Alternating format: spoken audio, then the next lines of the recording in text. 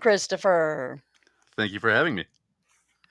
So, Christopher is going to be one of 53 authors and 5 book-centric vendors that will be at the Festival of Books and Creativity on June 29th in Novi, Michigan.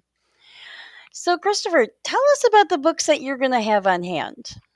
Yeah, I've got my first book that I wrote, Switchers, is a story about teens in 1996 who get in a time travel war against their adult selves, and they time travel by body swapping.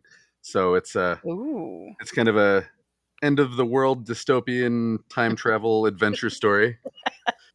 And then my newest book just came out this month. Yeah, Oh. it's still February. Just came out this month. It's called Sleepwalker Angel, and that's about a 27-year-old EMT named Natalie who has the power of astral projection, and she uses that to communicate with her dead grandmother, the Grim Oh. Reaper, and also joins forces with a suspended police officer, and they all help her infiltrate a cult in rural Michigan so that she can try to save her cousin. Interesting.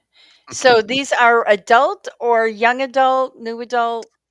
I say that they're both adult, but Switchers, I tell people, is kind of PG-13. If your Okay. kid's watching Stranger Things, they can probably handle that. And Sleepwalker Angel is definitely more R-rated. Okay. So, do you have any more books on the horizon? I'm just now finishing my book writing vacation. So Okay. starting March 1st, I'll be writing almost every day. You know, sometimes life gets in the way, but um, until I have another book done, hopefully within a year or so. Will it be in the same type genres or are you branching out or It'll be it'll be weird and probably a little scary, but okay. yeah, that's kind of that's kind of where I like to be. Is kind of weird, kind of scary. So sometimes that's sci-fi, sometimes it's more straight up horror, but Okay. um, yeah, somewhere in there. Interesting. Awesome. Well, this is going to be great. So I'm looking at your bio. Mm, You're a former middle school teacher. hmm Wow. And an Iraq veteran. I don't know which is more combat. I don't know. I think I have more nightmares about being a teacher. I was going to say, that's an interesting combination. Yeah, So, with middle school, what subjects did you teach? English language arts, so a lot of reading and writing. Um, Awesome. and then yeah, it was when my wife went and got pregnant with our fourth kid that financially it just was irresponsible to keep working because at that point, I was working at a inner city charter school. The money Okay. was not great, and it was at the end of the day, I would have been making like $150 a month after paying for all that childcare. So Ah, yeah. yeah, so I started looking for different ways to make a little money on the side with writing blogs for companies and stuff like that, and worked on my book, started a podcast, and here I am 5 years later, still doing all those things. So, what is your podcast? I had a podcast. Well, I still have it. It's called A Podcast for Creative People.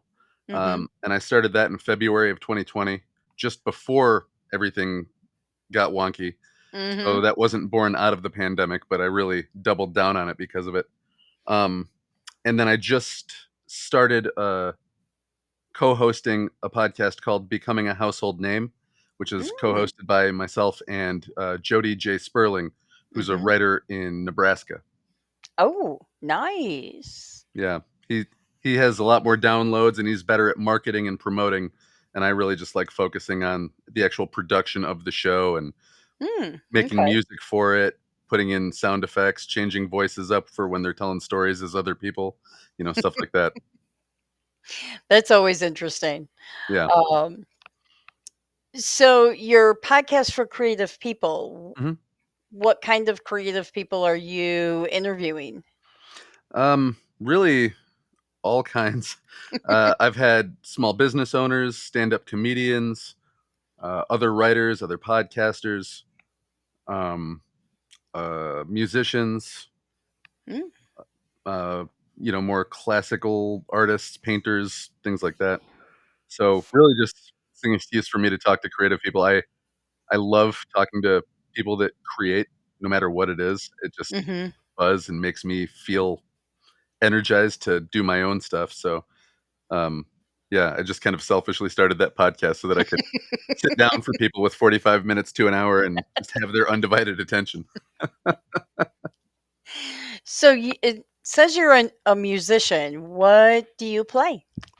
I started out playing, well, way back in the day, I started out playing the cello, but immediately Mm. moved into percussion. So I played Ah. drums in bands all through like high school, and then started playing guitar probably when I was like 17, 18, and really now mostly just do that. Do you play at coffee houses or do you have a band that you go on the road with? No, I went on stage for an open mic a while back with a band, but I haven't performed since I was in the military. I don't think with a band of my own. I just I make music for the podcasts that I do, and I've been hired to make some podcast music and YouTube music for some other people. So which branch of the service were you in? Navy. Aha. So were you on the boat or were you No, in a plane? I was right in the middle of the desert in Iraq for most of my deployment time. I think I spent 2.5 weeks on boats. Just well, they're called ships, but we call them boats in the Navy. Um, Mhm.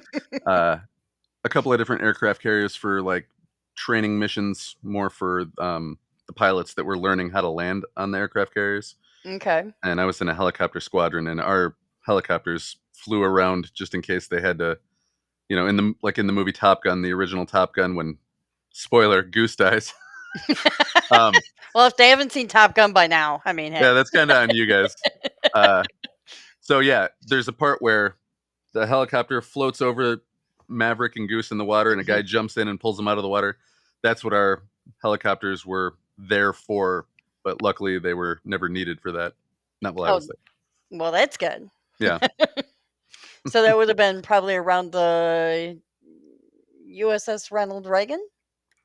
The Reagan, I think, is West Coast, and I was in Jacksonville, Florida. So Okay. we were on the Eisenhower and the Kennedy. Oh, okay. And the Kennedy's now decommissioned. They just took it to Texas to make scrap metal out of it, and I think they're going to sink it, the rest of it, for like an artificial reef. Oh, that's cool. Yeah, I still have a Hmm. T-shirt though that says "food service attendant" from the time that I had to work in the kitchen there. Hey, that's always a good thing. Yeah, I was So you supposed to can give it back, cook but then? no, I just was serving food. And the Oh, funny okay. thing is, they were like, "Here, make sure that everybody takes some Brussels sprouts because they made enough for several thousand people and nobody wanted them. So like, give them to people no matter whether they ask for them or not." So I was like, "Okay," and I was like, "Hey, you want some Brussels sprouts?" And they're like, "No, give me some macaroni Okay. and cheese." So I'd go with the macaroni and cheese, and then real quick throw on the Brussels sprouts. But one guy saw it coming, and he moved his tray, and I just threw them on the floor.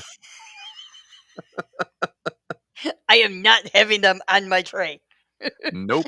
You my mother is not here to make me eat them. Yep. Oh, wow. So you've got 4 kids. Hmm. Those all at home. Yep, all at home, ranging in age from 22, 23, 23 to 9 years old. Somebody's always having a birthday. It's hard to keep track anymore.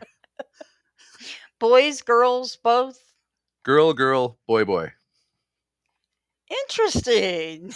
Yeah, I thought I was a girl dad for life, and then the boys showed up. So which is easier, boys or girls?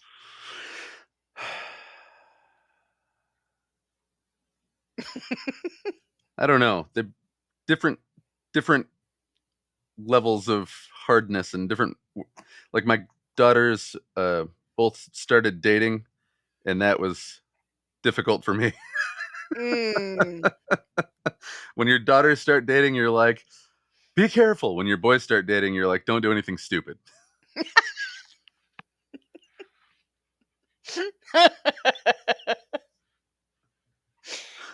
And the girls bring the dates home, and Dad's sitting on the couch with the shotgun.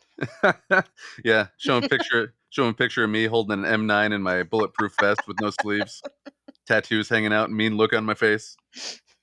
Oh, this is This what I is did. me. This is me in the Navy in Iraq. Awesome. Let's see. So you bringing that back around to your books, does any of your military service or middle school teaching make its way into your books? I haven't really thought about the teaching part, but in Switchers, um, definitely. Uh, Switchers takes place for these students the summer between middle school and high school. And there's Mhm. just a little bit of a romantic subplot between the main character and one of the other characters.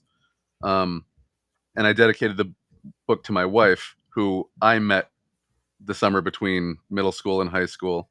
And Mm. um, I somewhat use the story of Switchers, even though it's about time travel. uh, uh, I do kind of put in elements of what it felt like to go to war and come back, and everybody else is just like thinks things are normal, and you're like, the world is on fire. So yeah, a little bit of Switchers was informed by not necessarily what Iraq and my experience was like, but kind of what the feeling of it was like. Okay. Yeah. So are you a plotter or are you a pantser? Pantser all the way. The most plotting I ever do is maybe 5, 6, 7 bullet points of things that like are fresh in my mind from where I knew I wanted to go the day before. Mhm. But probably at least half the time, if not more, I'll get to two of the bullet points, and all of a sudden I'm doing stuff that I hadn't thought of, the last time. And for somebody with ADD, I really crave, those novel experiences. So no pun intended. Um, so yeah, I think planning too much kind of, for me, just takes the joy out of it. And Okay. I know Stephen King says that if you outline your book and you know what's going to happen, 3 chapters from now, your reader is probably going to be able to figure it out too. Oh, I don't know if now that's the case that's or an not, but interesting idea. yeah, his whole take was, if you're surprising yourself every day, you're going to surprise your reader on every page. So I don't know. Hmm. I don't know how much stock I put into that, but I use it because I agree with the idea of pantsing versus plotting. Yeah, I have attempted to plot. Mm, I can't do it.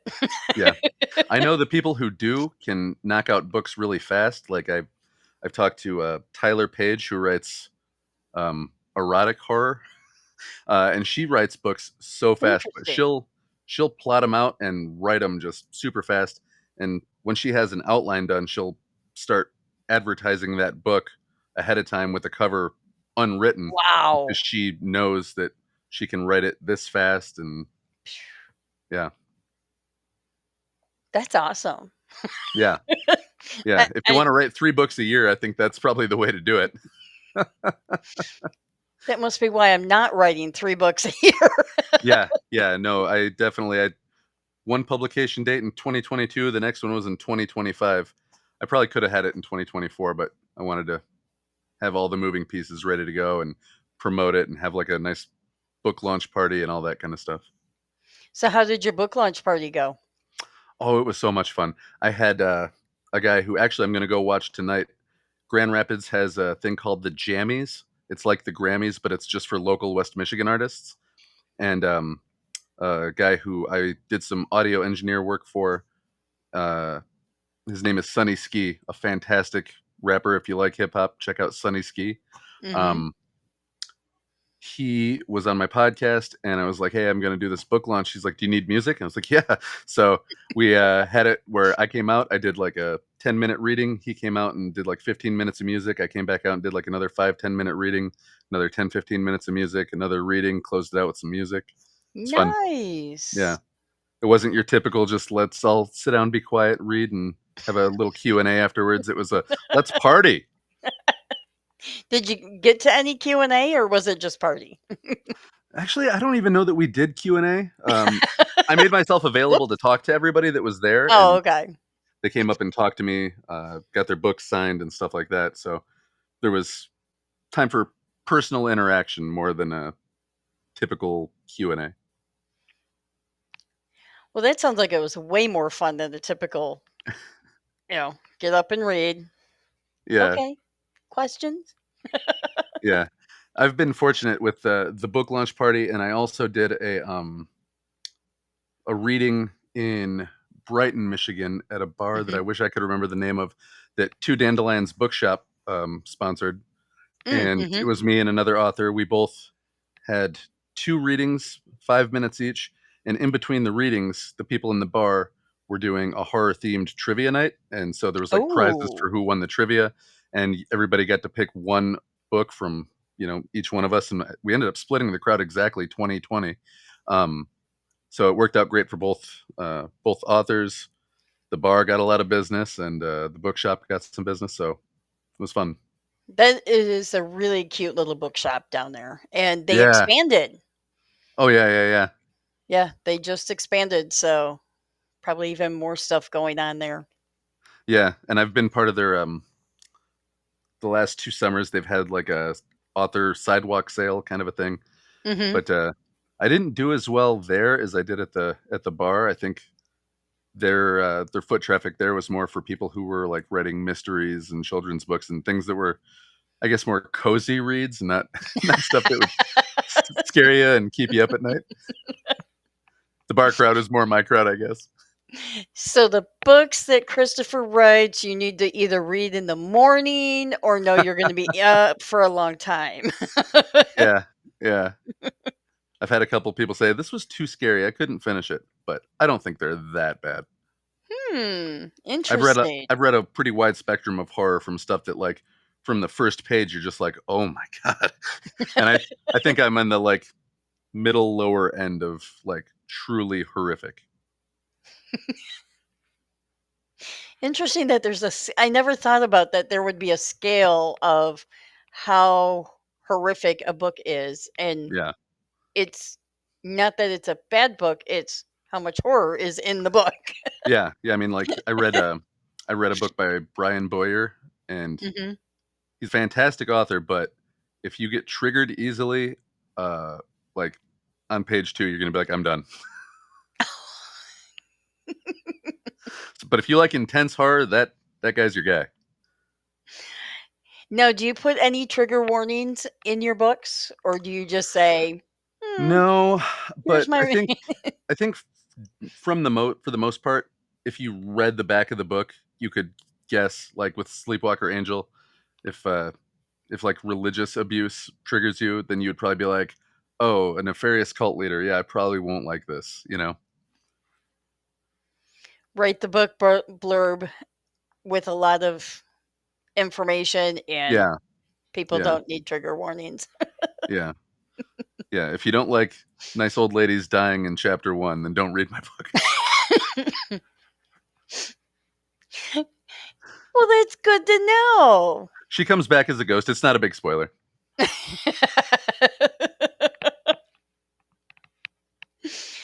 So I'm going to need to bring a second vehicle to the festival so that I can take home all the books that I'm buying that weekend.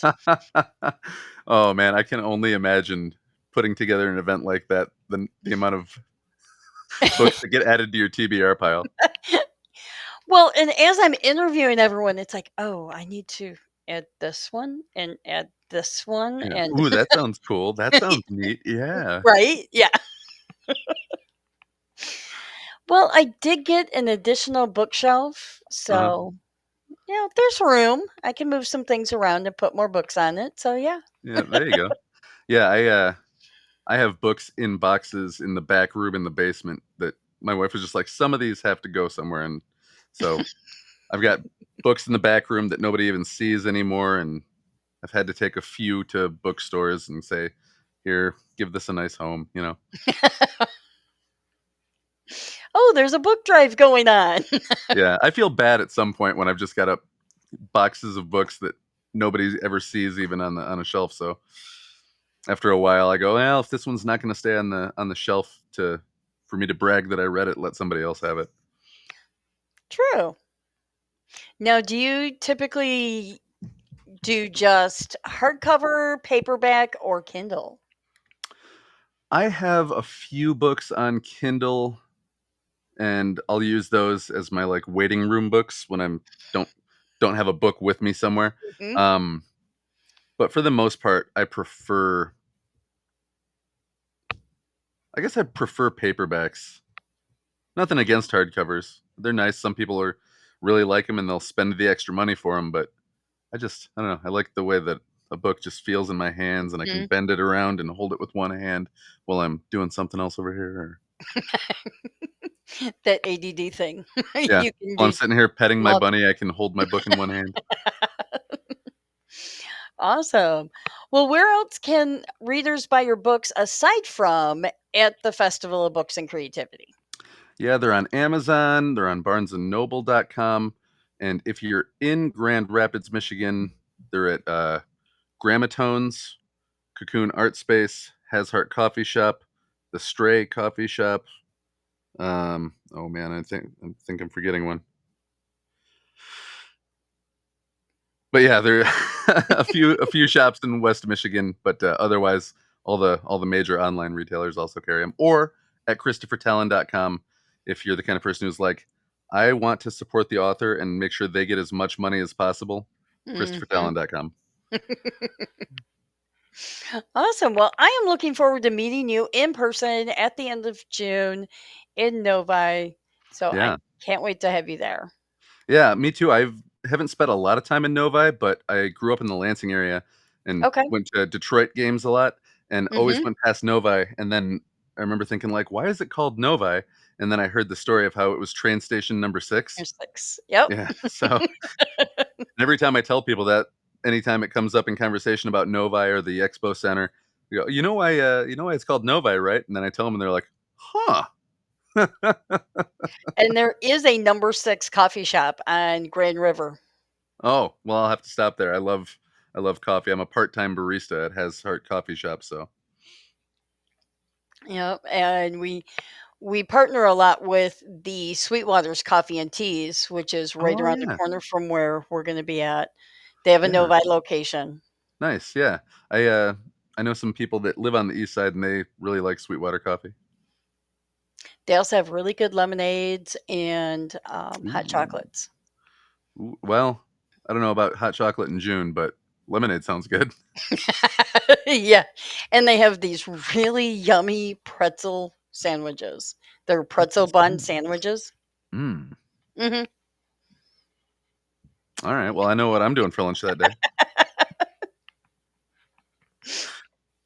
Well, it'll be great seeing you in June. Yeah, yeah. I'm really looking forward to it. Thank you for that opportunity. Thank you.